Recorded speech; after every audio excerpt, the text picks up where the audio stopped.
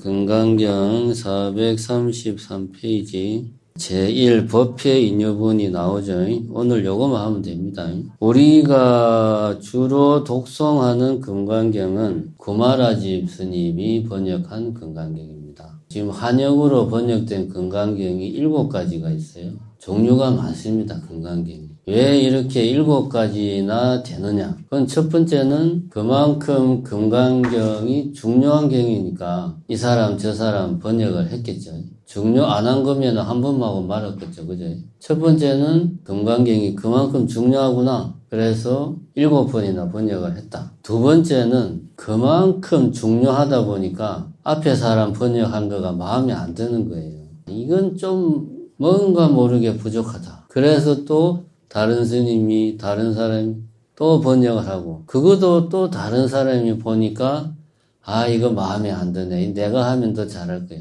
해서 또 누군가가 번역을 하고 이렇게 하다 보니까 7번이나 번역을 했어요. 근데 7번 번역한 거를 보통 보면 크게 우리는 구역과 신역으로 나눕니다. 구역이라 하면은 이게 앞에 번역한 구버전, 신버전 두 가지로 나누는데 구버전은 의역을 많이 했어요. 있는 그대로를 직역하지 않고 좀 뜻을 많이 살려가지고 번역을 했고 신역, 신버전은 구버전이 한문의 맛을 잘 살려가지고 뜻을 잘 파악을 해서 이렇게 번역을 한 것까지는 좋은데 또 이거 보니까 원문 그대로 원문에 있는 내용을 그대로 좀 살리는 게 더 좋은 거 아니냐 해가지고 또 구역에 대해서 좀 문제가 있다 해가지고 뒤에 번역한 것들은 신역 쪽은 직역을 많이 했습니다. 있는 그대로 직역을 한 게 신역입니다. 그래서 금강경은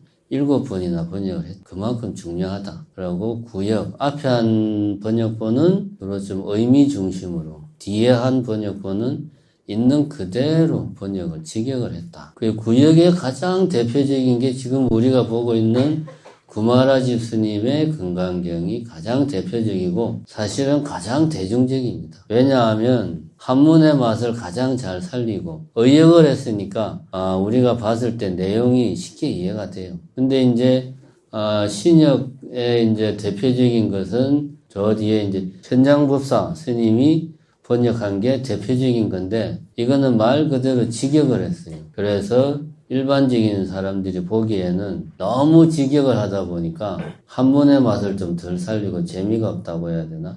좀 그런 게 있습니다. 그러나 내용은 원문 산스크리트의 내용을 정확하게 반영을 하고 있는 것은 현장 스님의 번역본이다. 직역본이다. 우리가 보고 있는 것은 구마라집 스님의 번역한 것을 우리가 보고 있다. 일단 그거를 여러분들이 알고 봐야 됩니다. 왜냐하면 구마라집 스님은 한문의 맛을 살리고 뜻을 중심을 하다 보니까 중간에 좀 생략한 것도 있고 다른 단어로 바꾼 것도 있고 막 그래요. 그걸 염두에 둬야 됩니다. 자 봅시다. 이 433페이지 여시야문 이건 뭐 무슨 말인지 잘 알죠?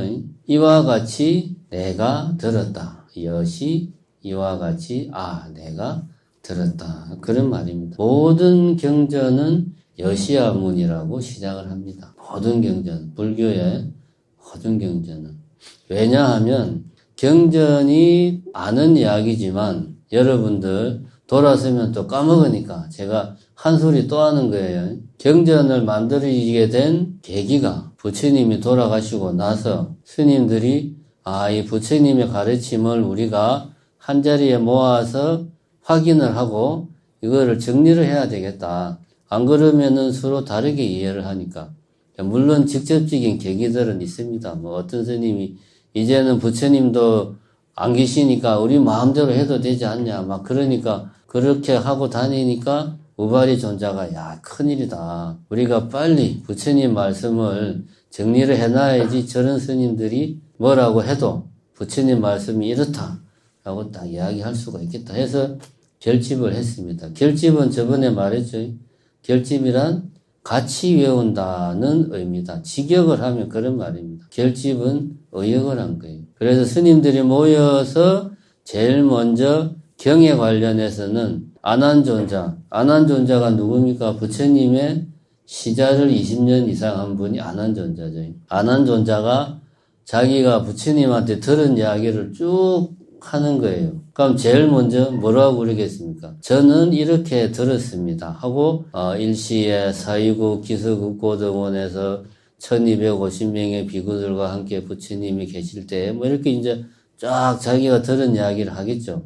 요 일부는 내가 언제 어디서 이런 이야기를 들었다라고 하는 걸 이제 하는 거예요. 그러니까 여시아문이라는 것은 경전을 결집하던 그때 당시에 그 결집하던 현장에서 안한존자가 다른 스님들 앞에서 저는 이렇게 들었습니다 하고 쭉 당신이 들은 부처님의 가르침을 읊고 나면 다른 스님들이 다 듣고 나도 그렇게 들었어. 그래서 안한존자가 지금 들은 내용이 맞다. 그러면은 다 같이 그 내용을 합송, 같이 외우고 통과. 그 다음 경. 그럼 또 안한존자가 언제 어디서 저는 이렇게 들었습니다 하고 쫙 이야기하겠지. 이렇게 해서 경전은 여시아문이라 이렇게 시작을 합니다. 그리고 이것이 나중에 부처님 말씀이 아니고 결집된 경전이 아니더라도 이게 전통이 돼가지고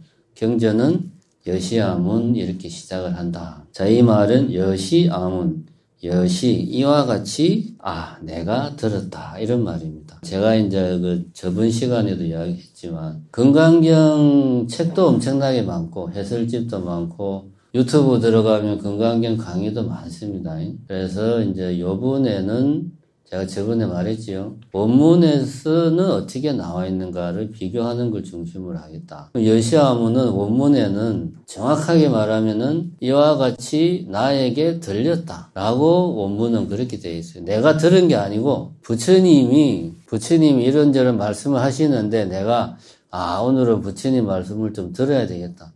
그래서 내가 듣고 싶은 부분을 내가 듣고 싶은 만큼만 들은 게 아니고 부처님의 법문은 완전하다 이거야. 그러니까 그거는 내 마음대로 듣고 안 듣고 하는 게 아니라는 거지. 부처님이 법문을 하시는데 그게 내가 그 자리에 있었기 때문에 내 귀에 들린 거예요. 이렇게 표현을 그러니까 우리가 왜 영어 시간에 배우잖아요. 능동형, 수동형 막 그런 거.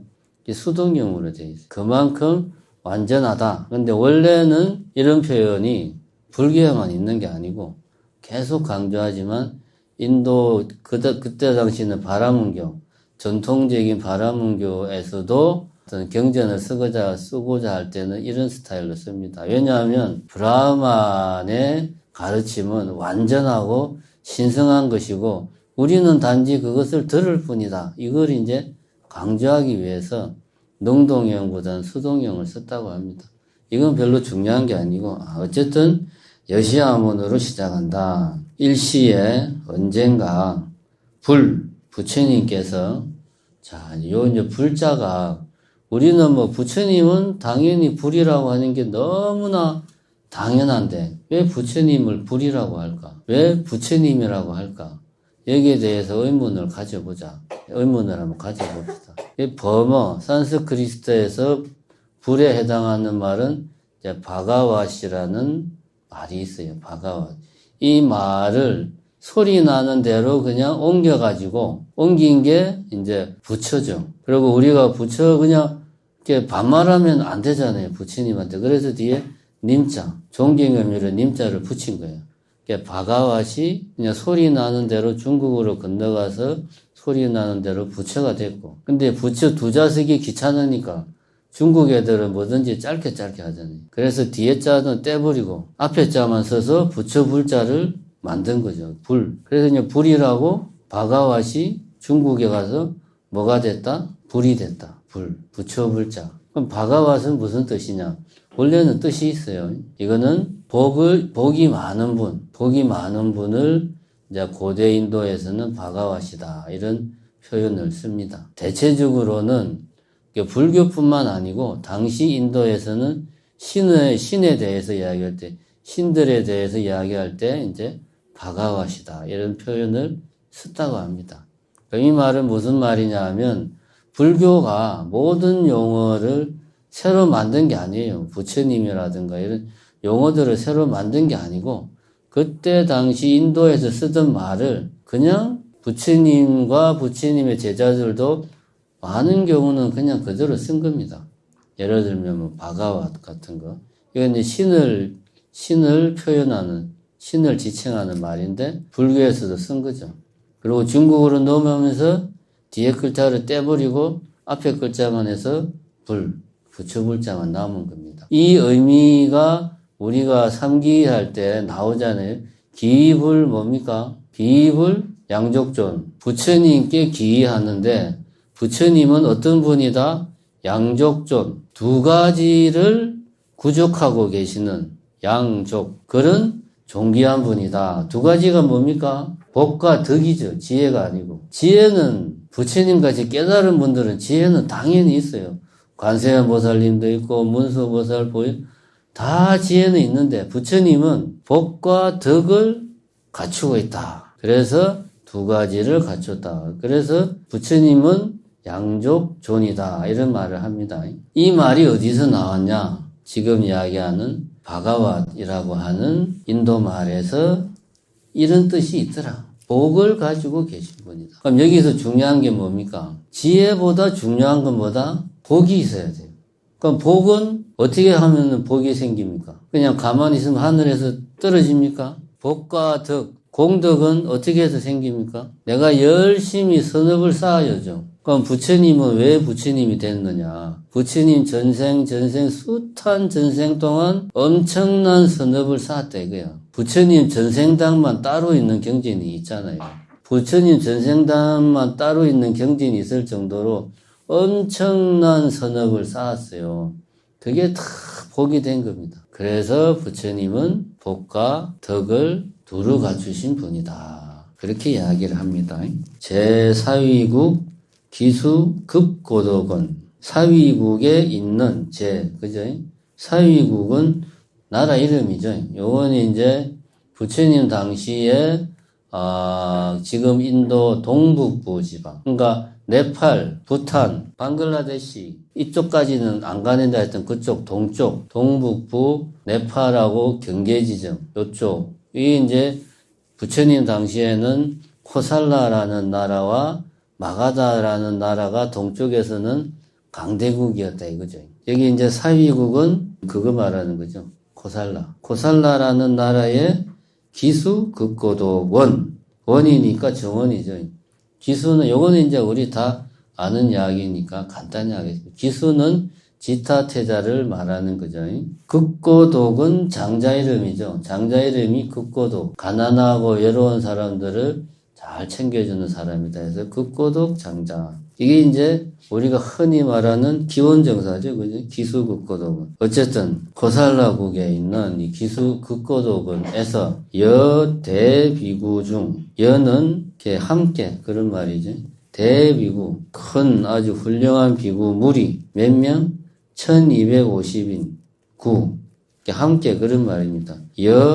대비구 중 1250인 구 부처님께서 1250명의 비구들과 함께 때가 되어서 이 시에 이때에 세종께서 식사 시간이 되어서 착의지발하고 옷을 입고 바루를 들고 입 사위대성에 들어가가지고 걸식을 하는데 국어를 하는 거죠. 탁발이죠. 불교용어로 탁발. 어기성중. 그 성 중에 성 안에서 어기성 중에서 차제거리. 차례대로 탁발을 해서 마치고 환지본처. 본래 계시는 곳에 한지 돌아오셔가지고 반사을 식사를 하시고 수의발 옷과 바루를 거두시고 세족이 발을 씻으시고 부자이자 자리에 앉으셨다. 그러니까 이제 이 이야기는 간단합니다. 부처님께서 식사 시간이 돼가지고 1250명의 제자들과 함께 사위대성 안으로 들어가서 차례대로 탁발을 해서 돌아오셔가지고 식사를 하시고 다음에 옷과 바루를 거두시고 발을 씻고 자리에 앉았다. 별거 없죠. 그죠? 탁발을 갔다가 왔다. 이런 이야기입니다. 다른 이야기 없습니다. 아주 간단해요. 그런데 이제 우리가 이런 이야기를 많이 합니다. 흔히 이제 금강경 해설할 때 금강경의 모든 뜻은 어디에 다 들어있다? 첫 번째 법회인 유본에 다 들어있다. 금강경의 깊은 대의는 첫 번째 법회인 유본에 다 있다. 그래서 법회인 유본 근기가 수승한 사람들은 법회인 유본만 딱 보고 나면 금강경의 내용을 다 깨달아가지고 그 뒤에는 볼 필요가 없어요. 그런데 근기가 수승하지 못한 사람들은 이 제1분 법회인 유본을 봐가지고는 이게 뭔 소리인지 몰라. 그래가지고 그 다음에 2분, 3분, 4분까지인가? 다시 한 번 더 법회인 유본에 나와 있는 내용을 풀어가지고 그래서 2분, 3분, 4분을 그 내용을 반복을 해줍니다. 근기가 높지 못한 사람들을 위해서. 그래도 사람들이 몰라. 2분, 3분, 4분까지 봐도 몰라. 그런 사람들을 위해서 그 다음에 5분부터 쫙 14분까지 또 한 이야기를 또 해요. 근데 그렇게 해도 몰라. 그럼 다시 또 모르는 사람들을 위해서 15분부터 32분까지 또 다시 반복을 하는 겁니다. 그러니까 여러분들이 법회인 유본 첫 번째를 듣고 금강경이 이런 내용이구나 다 깨쳤으면 그 다음 볼 필요 없습니다. 그 안에 다 들어있으니까. 근데 우리는 이것만 봐가지고는 모르니까 그 다음 또 봐야 되고 그 다음 또 봐야 되고 그렇습니다. 그러면 도대체 무엇 때문에 여기에 금강경에 대의가 다 들어있다고 그러나 자 이걸 자세히 보면 탁발했다는 이야기입니다. 다른 게 아니고 부처님이 제자들과 함께 탁발을 했다. 여기에서 우리가 이제 몇 가지 금강경의 내용을 이해하고 말고는 우선 좀 뒤로 미루고 우리가 여기서 생각해 볼 게 몇 가지 있습니다. 부처님께서 직접 탁발을 했다는 거죠. 이거는 부처님 당시에 실제로 그렇게 했으니까 아난존자가 경전을 결집할 때 자기가 실제로 보고 들은 걸 그대로 말했을 거 아닙니까? 어쨌든 부처님은 당신이 살아계시는 동안 제자들과 함께 매일 마을에 가서 탁발을 했다. 이 사실이 중요합니다. 왜 중요하냐 하면 자 부처님 당시에는 부처님이 제자들과 함께 매일 부처님도 탁발을 했어요. 근데 부처님 돌아가시고 나서 한 200년 정도 지나가지고 우리가 잘 아는 아쇼카 왕이 이제 인도를 통일을 하고 독실한 불자가 되어가지고 불교를 저 모든 인도와 전 세계에 이제 이거를 다 아쇼카 왕이 퍼뜨립니다. 그러면서 자신이 아주 신심이 깊으니까 스님들을 깍듯하게 대우를 했겠죠. 그러면 어떻게 했겠습니까? 스님들 번거롭게 탁발 나오지 마십시오. 절에 계시면 저희들이 공양물 다 갖다 바치겠습니다. 이런 식으로 하니까 스님들은 절에서 공부만 열심히 하십시오. 이렇게 한 거예요.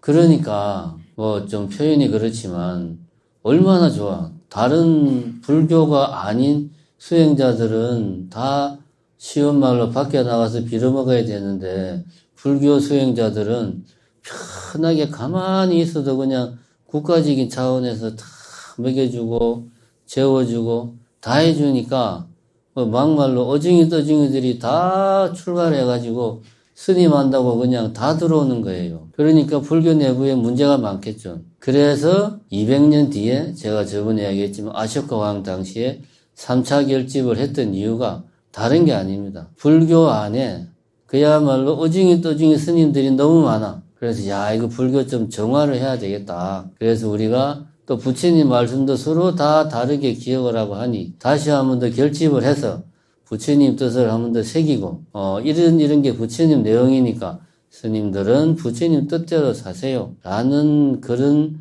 의도에서 아쇼카 왕 당시에 3차 결집을 했어요. 그럼 이 말은 무슨 말이냐? 지금도 똑같이 우리가 적용을 할 수가 있습니다. 스님들은 어쨌거나 부처님이 했던 방식 그대로 스님들도 매일 마을에 가서 모든 스님들은 그렇게 탁발을 해야 된다. 그게 본래 정신에 부합된다. 이렇게 우선은 우리가 볼 수가 있습니다. 그런데 이제 여기에 문제가 있어요. 지금 우리가 생각을 해봅시다. 좋다 이거예요. 그러면 우리 정심사 스님들이 그래 이제 우리 스님들도 절에 가만히 있으면서 밥 얻어먹으면 안 되니까 우리도 매일 나가서 탁발을 해야지. 그럼 우리가 지금 우리나라에서 스님들이 매일 그러면 저기 밑에 버스 정심사 버스 종점에 가서 탁발하면은 누가 우리한테 뭘 주겠어요?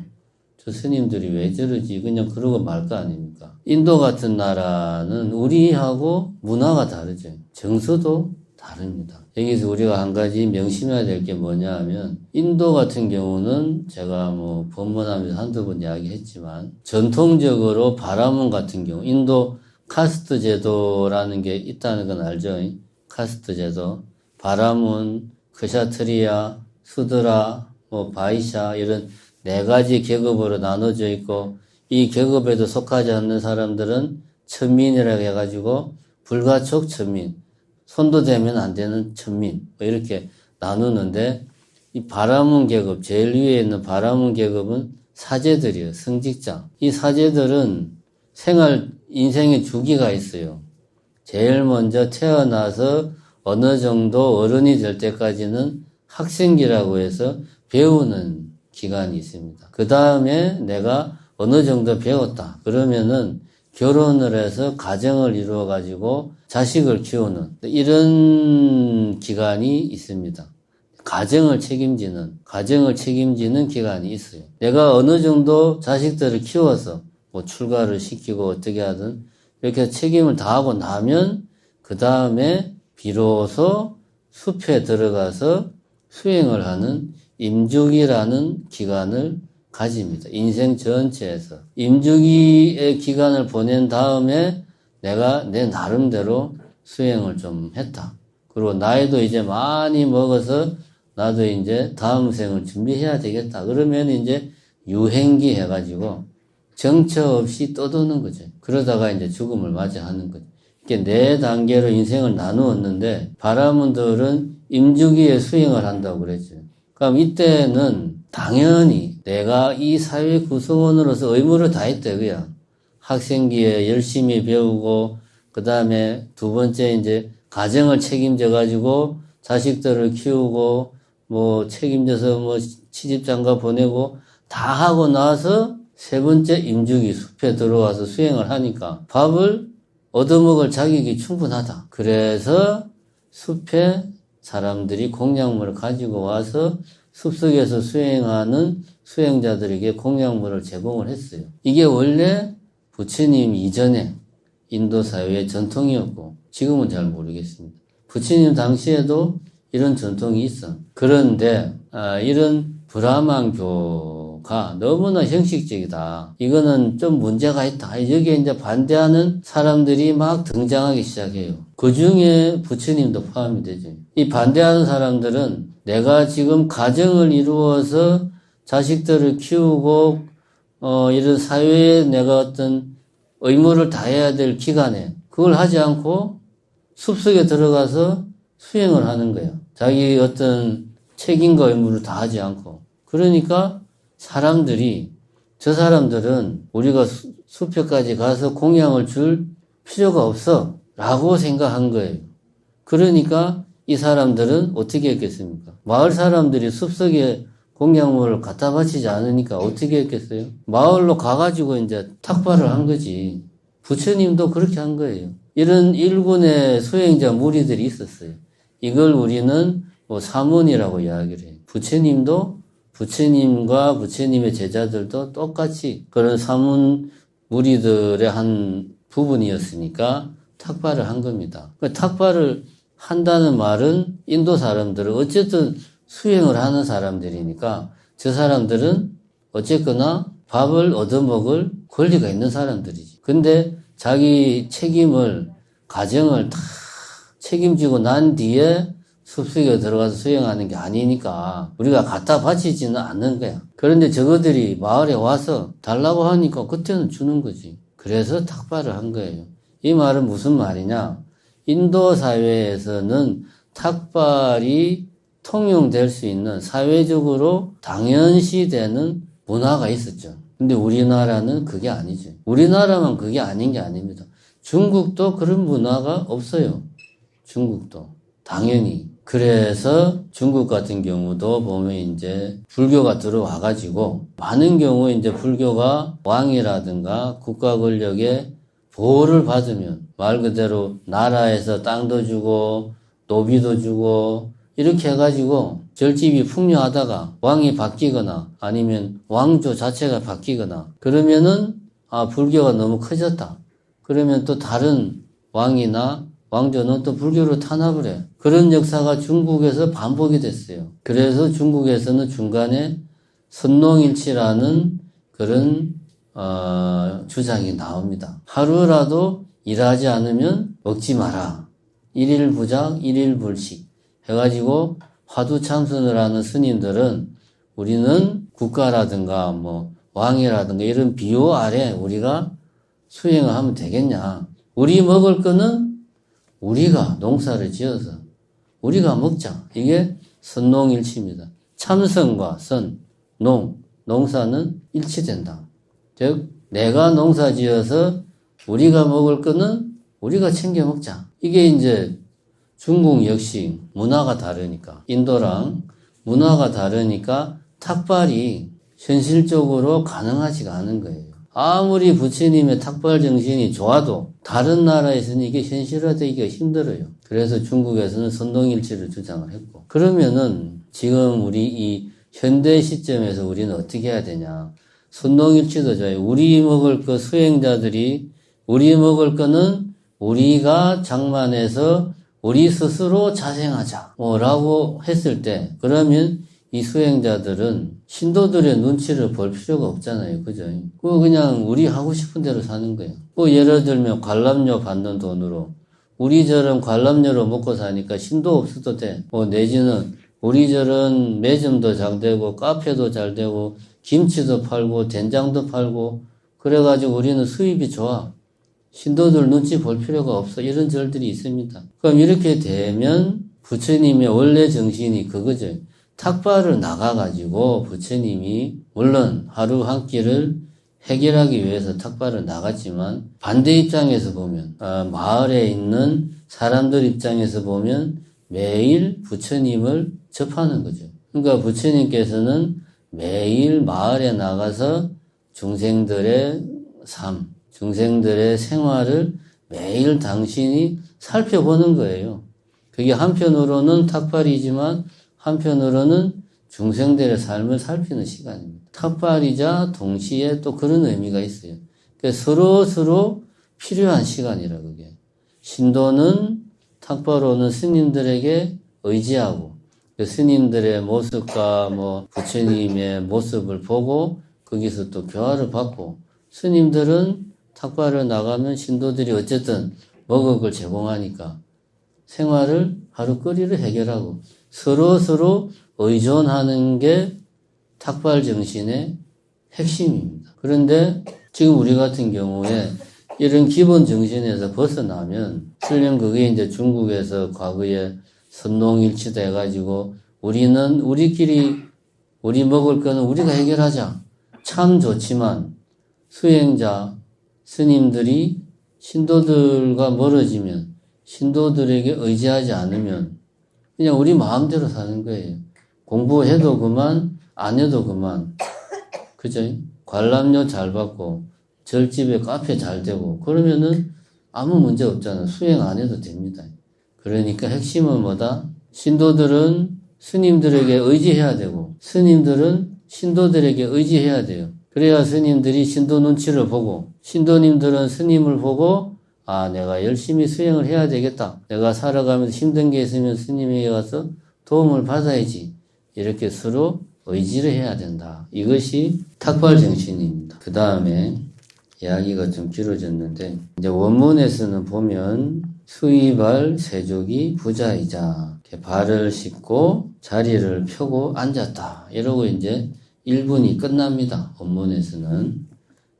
그런데 구마라집 스님의 번역은 여기에서 끝이 나는데 사실은 원문에는 이 뒤에 한 2문장 정도가 더 있습니다. 근데 이걸 구마라집 스님이 뺐어요. 왜 뺐냐 하면 구마라집 스님이 보기에 부자이자 자리에 앉았다. 이 안에 다음 문장의 내용은 다 들어가 있다 이거지. 당신이 보기에는. 그래서 이거 뺀 겁니다. 그럼 그 다음 내용이 뭐냐 하면 이런 내용이 들어가 있습니다. 가부좌를 하고 곧게 몸을 세우고 전면에 마음 챙김을 확립하였다. 그때 많은 비구들이 세존께 나아가 세존의 두 발에 머리를 대고 인사를 드리고 세존을 오른쪽으로 3번 돌고 한쪽 곁에 앉았다. 거의 2문장 이상이 빠져 있죠. 부처님께서 앉았다라고 하는 이 안에 이 모든 내용이 다 들어있다고 구마라지 스님은 생각을 하신 거고. 근데 우리 중생들은 앉았다는 말에 이렇게 깊은 의미가 있는지 우리는 이제 모르니까. 그럼 이 뒤에 말을 우리는 좀 이해할 필요가 있겠다. 이 뒤에 말은 그겁니다. 부처님이 그냥 앉은 게 아니고 가부좌를 하고 그 다음에 몸을 곧게 세우고 요거는 이제 강북 스님 번역인데 마음 챙김을 확립을 하고 앉았다 이렇게 나옵니다. 여기서 마음 챙김이라고 하는 것은 원문에서 보면 원문에서는 사띠라고 하는 말이에요. 사띠. 사띠를 한문으로 번역하면 염, 생각할 염자. 생각할 염자를 어떻게 쓰냐 하면 지금 할 때 금자 밑에 마음 심자. 머릿속으로 생각을 해보시죠. 생각할 염자는 그렇게 씁니다. 지금 할 때 금자 밑에 마음 심자를 쓴 게 염자예요. 염. 그럼 염이라는 건 뭐냐? 지금 마음이다. 지금 이 순간 내 마음이 염이다. 이겁니다. 그러니까 사띠라는 말을 중국어로 번역을 할 때 이 말을 뭘로 번역을 해야 되나 생각을 해보니까 그나마 가장 비슷한 말이 생각할 염자더라. 왜? 염자는 지금 마음이니까. 그럼 사띠라는 건 뭐다? 지금 이 순간 내 마음이 사띠죠. 다른 게 아니고. 사띠라는 말은 뭐 마음 챙김으로 번역하기도 하고 알아차림으로 번역하기도 하고 주의 집중으로 번역하기도 합니다. 그냥 이런 저 카메라가 지금 잘 돌아갈까?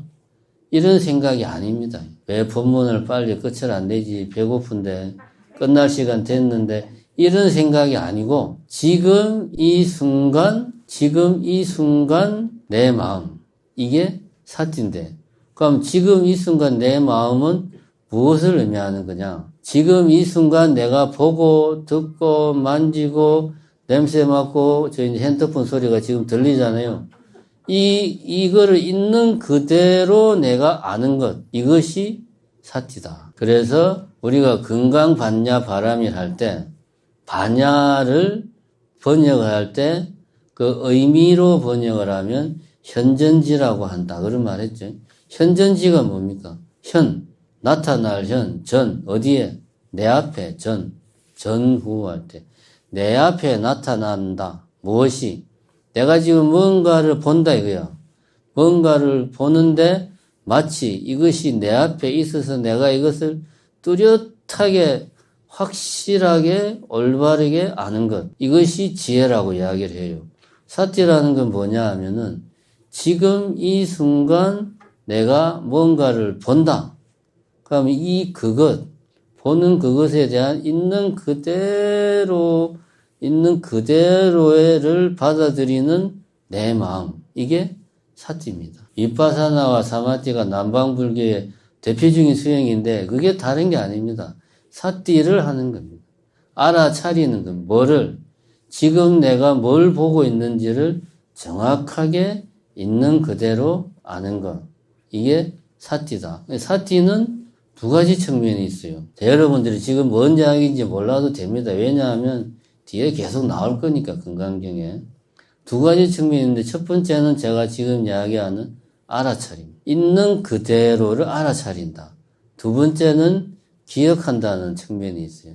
근데 이제 문제가 뭐냐. 알아차리는데 연기법에 의하면 모든 만물은 연기한단 말이에요. 연기한다는 말은 끊임없이 변화한다 이거예요. 그러면 내가 있는 그대로를 알아차리는 이 상태가 지속이 되려면 어떻게 해야 됩니까? 내가 전 찰나에 알아차린 걸 그대로 생생하게 내가 기억을 해야 되겠죠. 그러니까 사띠에는 알아차림과 기억한다는 두 가지 측면이 있는 겁니다. 정리를 하자면 이제 이런 이야기는 본문 때 하면은 재미가 없고 다음에 무슨 건강경 강좌 이런 거 할 때 이제 본격적으로 하는 걸로 하고 정리하자면은 사띠는 우리가 흔히 하고 있는 삼매를 지속하는 것이 사띠고 사띠의 완성이 반야다. 이렇게 우리가 삼매, 사띠, 알아차림, 지혜, 반야 세 가지의 관계를 이렇게 정리하면 됩니다. 사띠, 삼매를 지속하는 게 사띠, 알아차림이고 알아차림의 완성이 반야, 지혜다. 이렇게 이해를 하면 되겠습니다. 시간이 많이 흘렀기 때문에 오늘은 법회인유분 건강경의 첫 번째 내용을 가지고 이야기를 했습니다. 감사합니다.